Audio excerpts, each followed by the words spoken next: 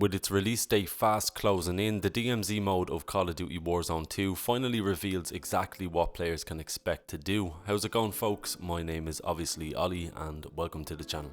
The new DMZ mode debuting with Call of Duty Warzone 2 has been given a deep dive into its details and what players can expect. The DMZ mode was originally leaked, but some details remained hazy until recently. This mode is a completely new addition to Call of Duty's response to the Battle Royale genre that first manifested in Call of Duty Warzone, and just like the original mode, it takes inspiration from popular games that spawned its own type of shooter.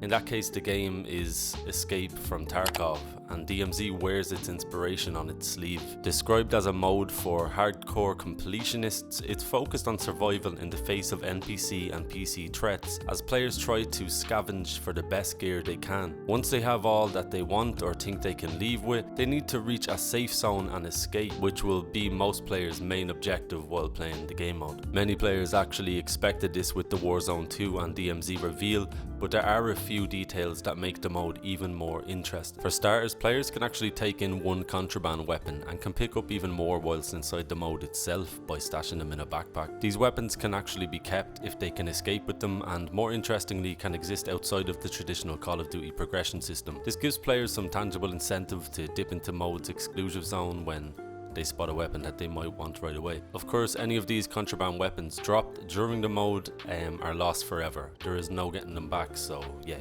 they're out there. And to be honest, that's the least surprising of the DMZ details revealed, and yeah, it's definitely going to lend the mode its biggest stress factor.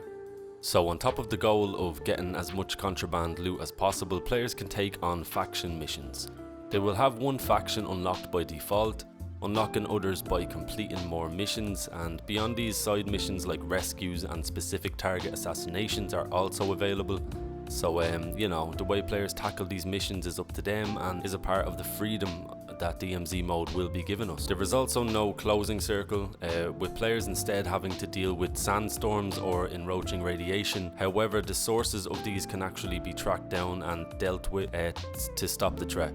Another incentive for players to chase, DMZ mode releases with Warzone 2 at launch on the 16th, so it won't be long until we will soon get to compare and contrast it with similar games for ourselves. But with all of that being said, that is the end of the video, folks. I hope you guys enjoyed it. I hope you found it informative. If you did, please do consider subscribing to the channel. This is all of the Warzone 2 DMZ mode objectives explained, and yeah, thank you for your time. I'm trying to get to 1,000 subscribers, so if you guys can help me get there, that would be absolutely amazing.